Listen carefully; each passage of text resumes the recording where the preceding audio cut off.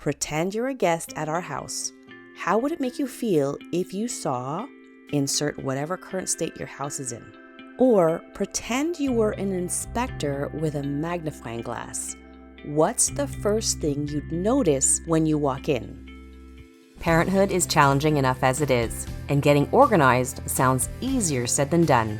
Now, combine these two together, and it's truly a balancing act that many of us struggle with day in, day out. If you're here, it's because you want to know how to get your life and home more organized and structured where the kids are involved too, so that parent life is a little easier and you can focus on what truly matters. Hey there, I'm Diane Jimenez, owner and founder of One Tidy Place.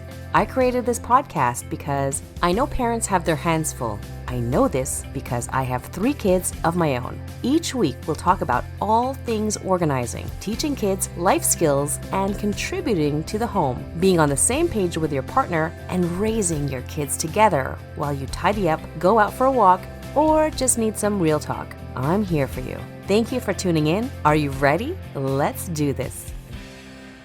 Well, hello there. I'm so glad you're here for another episode of Parenting Guide Organizing Habits Made Easy podcast. In case you hadn't noticed, you'll have to bear with my voice this time because I'm fighting a cold and you don't need to adjust your audio settings. So I hope it doesn't sound too bad on your end.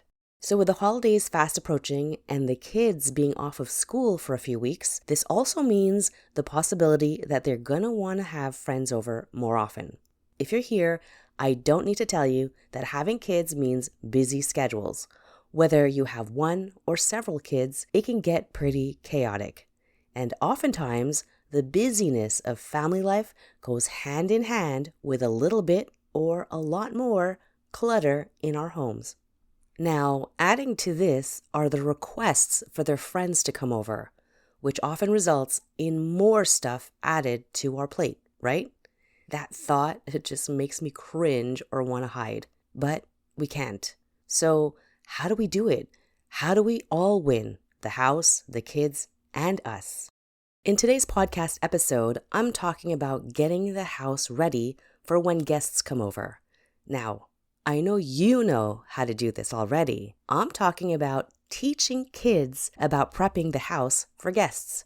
But first, could you do me a favor? Would you be so kind as to forward this podcast episode or any episode I've released to another parent or a few who could benefit from listening to the tips, tricks, and even the stories I talk about? I'd be forever grateful to you. So in the last year, my youngest, who's 8, has been getting lots of invitations to birthday parties and playdates. On top of that, over this past summer, the kids have found deeper connections with friends from our community pool and got into the habit of hanging out at our place, which I love. But now that school has taken over most of their schedule and the holidays are approaching, you can bet the requests will come flying in before we know it.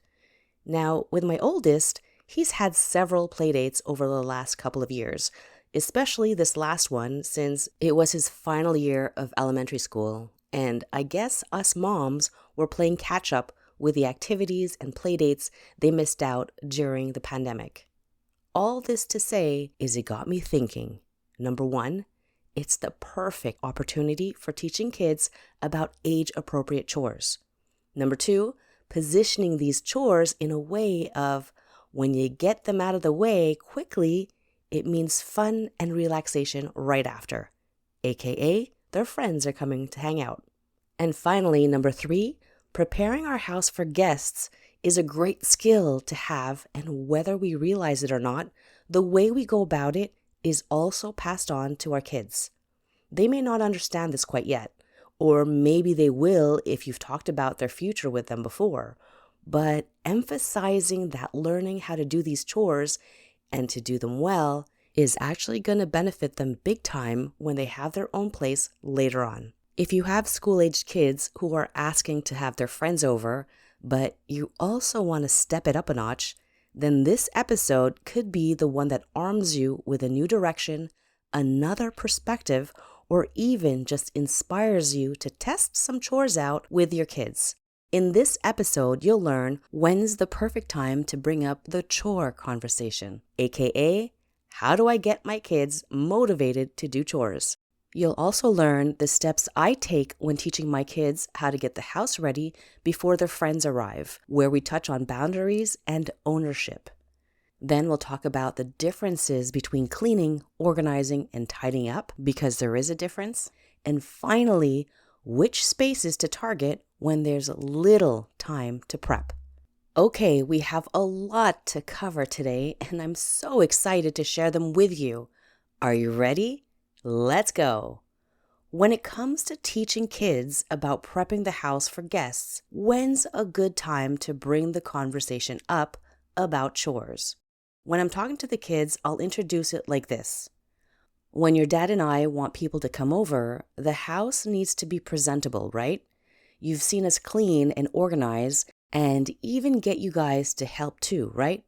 Well, having the house ready and maintaining a welcoming environment is a reflection of us and our family.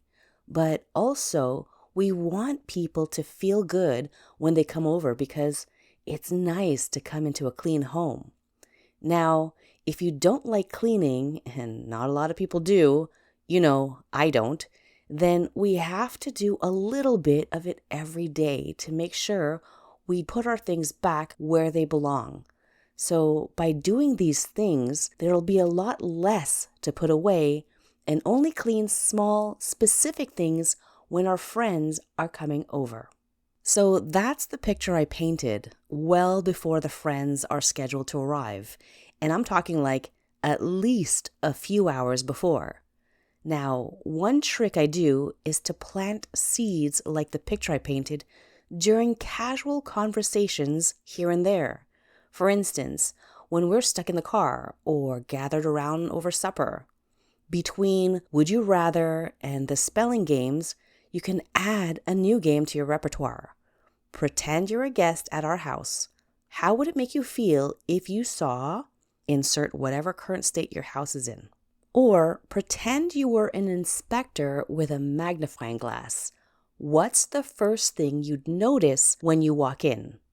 Here, you're inviting them to just do a visual scan around the house and observe for a few minutes. I love to see what their take is on their surroundings. I also like to show different perspectives when teaching kids so that I can learn and listen in on what they come up with versus showing and telling them all the time. Changing it up a bit to get some intel of what and how they think is the best.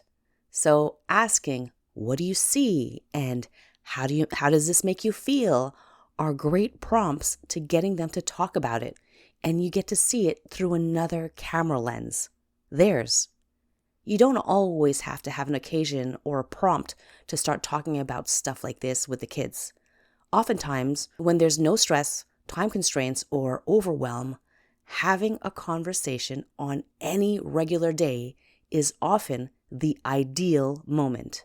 So, you know how our kids will throw a question, a request, or a comment out of nowhere? Well, why not, quote unquote, do as they do? Bring up these observation questions out of nowhere. See what they come up with. You might have to add some context in there if they look confused or not coming up with anything. But when you see their wheels start turning, whatever they come up with, it's a good indication of their views about the state of the house.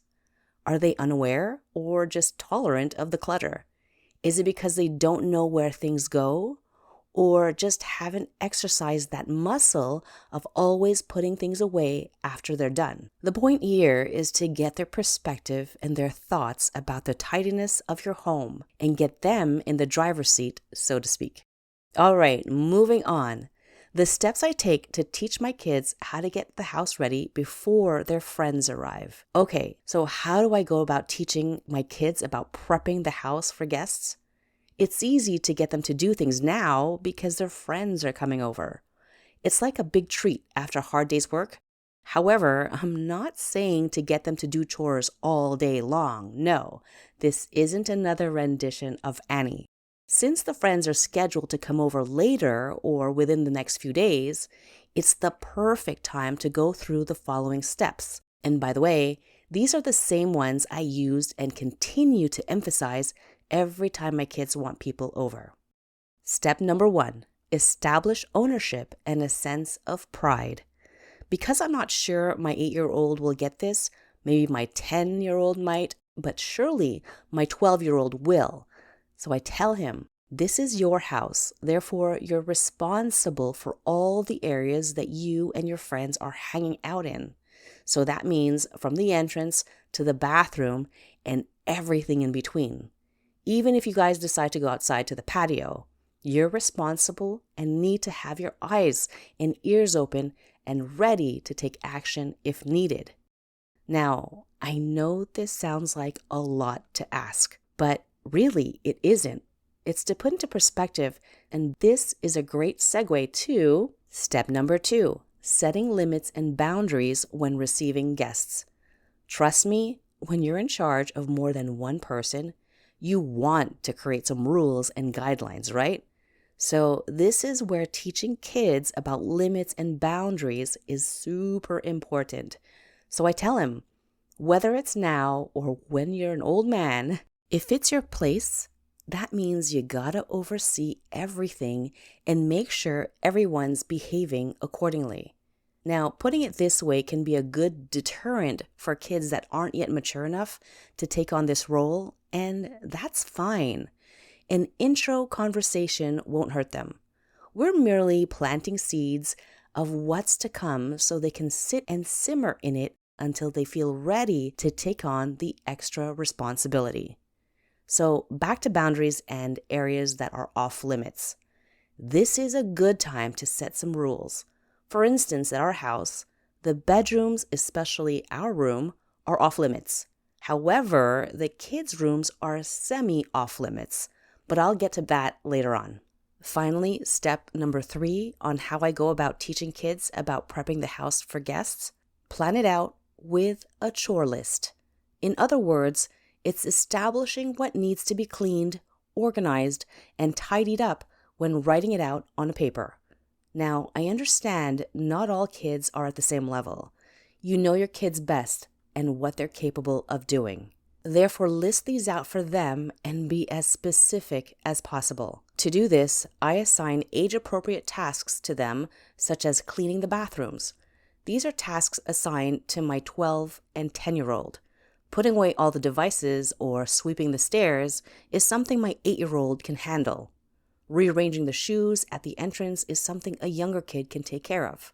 You know your kids best and what they're capable of doing or taking on. So I encourage you to explore these, and don't worry if it's not done like the way you do it.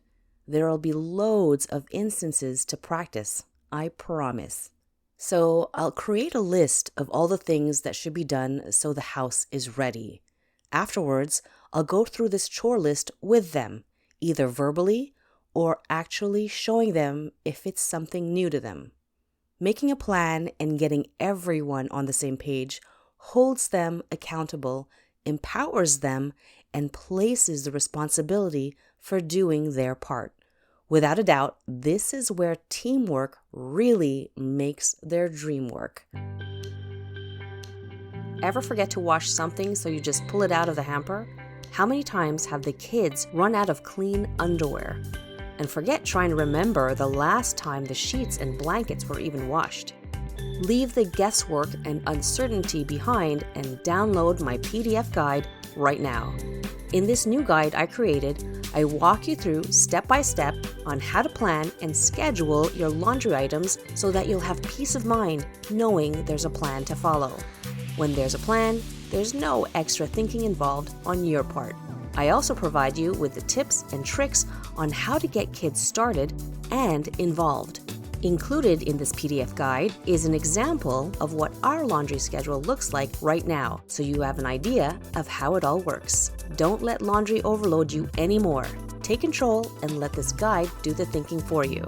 Head to dianejimenez.com/laundry schedule. In case you're saying, Diane, Their friends don't come over often. I say, not a problem. Remember earlier when I mentioned that there doesn't need to be an occasion to bring up the chore conversation or getting their perspective about the house? Well, here too, they don't need to have someone coming over so they can clean and organize the house. Sure, it's a big motivator, but it's not real everyday life. That's why implementing an easy system that's age appropriate for them is a good foundation to start. Now, what if my kids don't like to do chores? Or how do you motivate kids to do chores? My answer is to do small, focused work. In other words, time blocking it so that chores don't take hours and hours to do. No, who wants that anyways? Anywhere in the range of 20 minutes is a good time frame to work around. Just to make things clear here, when I create a chore list at my house, it doesn't go without at least someone rolling their eyes, hearing feet stomping, or, my favorite, the sigh. I shouldn't let this all get to me. I'll admit it, I do the same thing. All this to say is, I'll get some reaction, especially if no one's coming over, or if it's not their friends coming over, but ours. I get it. I was the same with my mom too. And especially when school's out, like, who'd want to do any work, right? Nevertheless, if they complain about the time it takes them to do XYZ, then I'll also point out the reason why it takes so long is because they get sidetracked with getting too deep into organizing or end up playing. Oftentimes, it's the latter. Although getting too deep into organizing happens to most of us. So my role here is not only to help out and do the things that are beyond their scope, but to also coordinate and keep everyone moving. Now, my oldest, I do something a little more, which, again, it's a teaching opportunity. I get him to try and figure out what should be done when friends come over. He's 12 right now and capable of critical thinking. So we'll do a walkthrough together and I'll have him observe the areas as though he were the guest. Then I'll flip it where he's the host and ask questions like, where would they go after coming in? And if you guys get hungry or they need to use the bathroom, what do these spaces look like? When they use a towel, is it clean? What about soap? Do we have enough? Is everything where they should be? If using the toilet, is everything all right? When it comes to snacks now, because these guys can eat, do you know what snacks you're having? Do you want to expose X candy or X gum? Again, emphasizing limits and boundaries. So by going through the main areas with him, observing and asking a variety of questions here and there, it just primes him for that role of host. Okay, let's keep moving. What's the difference between cleaning, organizing, and tidying up? Many people use these terms interchangeably all the time.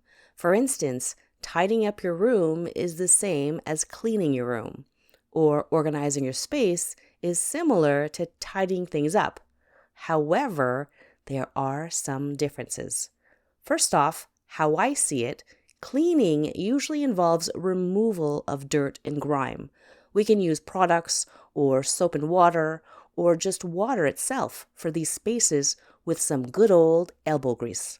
Next, when we say tidy up, it's simply clearing the clutter or mess from a space or area and putting the items in their appropriate location or home.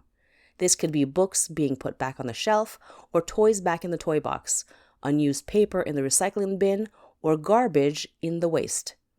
Now, when it comes to organizing, that's all about creating a system so that all the items have a home. The activities done in that space follows a sequence of events, and the items that you need are within the area or zone that you need them to be in. So for instance, when you're preparing a salad, the cutting board and knives are relatively close to where you'll be chopping and cutting, right?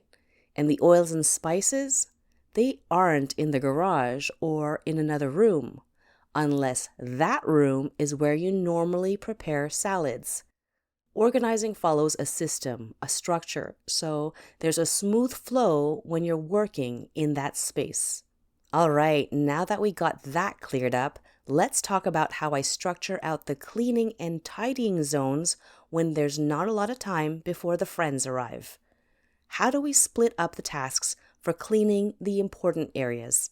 If you split your home up in sections, it'll be easier and faster to organize, tidy up, and clean. First, let's start with cleaning. As I mentioned before, the only space that probably would get a good clean or one over is the bathroom. If people popped in unexpectedly, I'll most certainly make sure the bathroom is presentable and good to go. You see, I'm a stickler for this space. I've had many uneasy and forgettable experiences when staying at hotels in the past. Although my house isn't a hotel, obviously, I wouldn't want to put my guests in any kind of unease. So, how do we start teaching kids how to clean the space? About a year or so ago, I gave my two oldest ones a few thorough tutorials on cleaning the toilet bowl and the sink. My daughter was 8 or 9 at the time, and my oldest 10 or 11. I even went to the dollar store with them so that they could pick out their gloves they would be using to clean.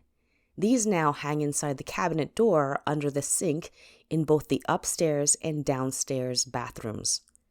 Not too long ago, while I was doing a deep clean of the basement bathroom, I noticed the boys watching TV in the next room.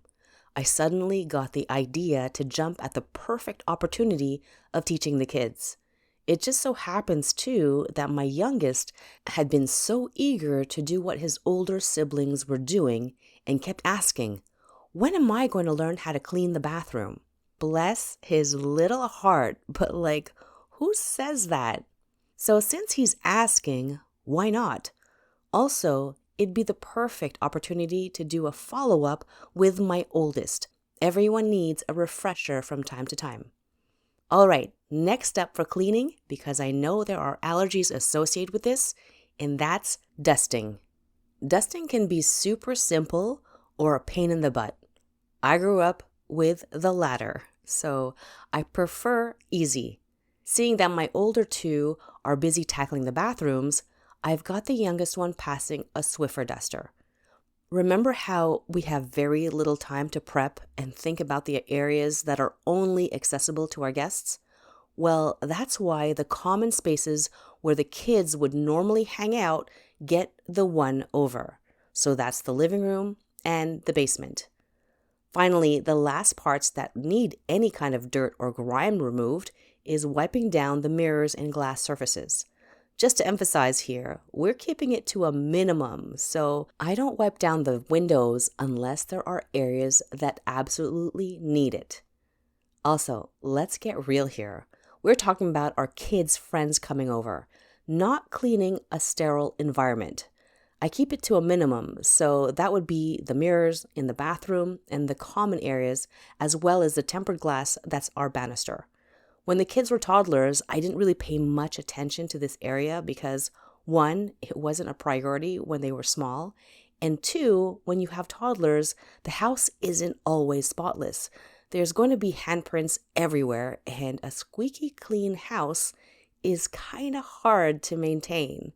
So, sorry guests, you're going to have to see handprints from my babies. But now that they're much older, a good wipe down using my vinegar, Dawn dish soap, and water concoction takes no time at all. In fact, the three of them will jump to do this task because it's fun, quick, and what kid doesn't like to use a spray bottle?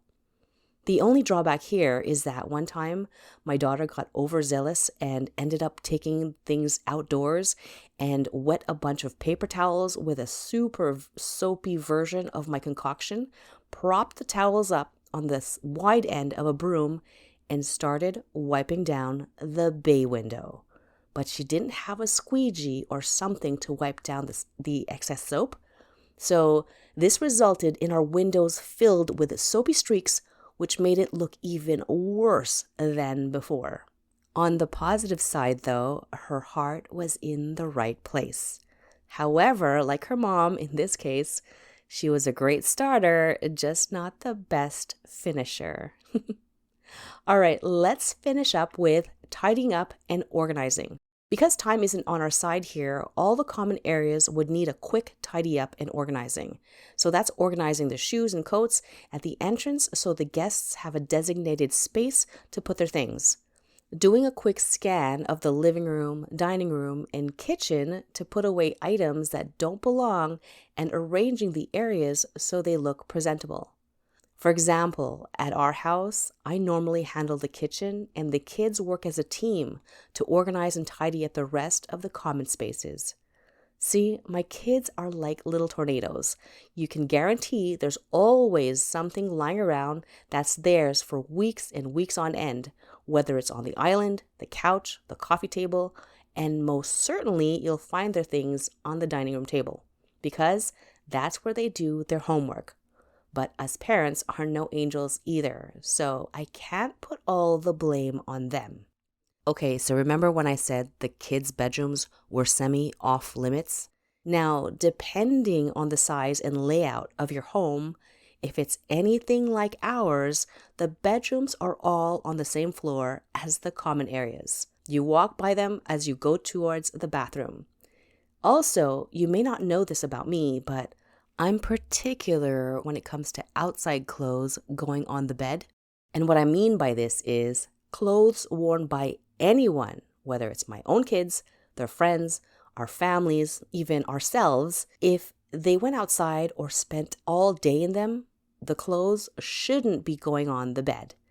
To clarify, at our house, we shower at night, so the bed, or this sacred space, if you want to call it that, is where we're clean and ready for rest and relaxation.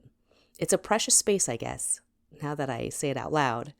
However, I know my kids. They love showing off their rooms, particularly my daughter's room, because it has this nook or this space right above her bed, like right next to it. In order to access it, you gotta climb on the bed. Well, that is not happening. So I tell them, if you want to show off your rooms, that's great, but there's no hanging around there unless you're all on the floor, and your room has to be tidied up. Often, I get at least one kid shuddering at the thought of another space to take care of. So there goes that idea of hanging out in their rooms. So there you have it. I just walked you through how I go about teaching kids about prepping the house for guests. I hope you got one or two nuggets to try out or got some inspiration from. Now, if a friend's been chatting with you about how to get their kids involved with cleaning and maintaining the house, but didn't know how to do this, please share this episode with them via text, email, or even post it up on social media. By doing this, you're not only helping me by sharing my message, but you're probably the pebble that will help change the course of action in a positive way for those families who need some guidance or direction. They might be overwhelmed by all the information out there on YouTube, on Google, even on Pinterest, but not after you've shared an episode on your social platforms, because you brought this up to them and they, my friend, trust you. So with that in mind, share what you know. Okay, my friend, thank you so very much for spending your precious time with me today. I can't wait to have you back here next week. Have a good one. Bye.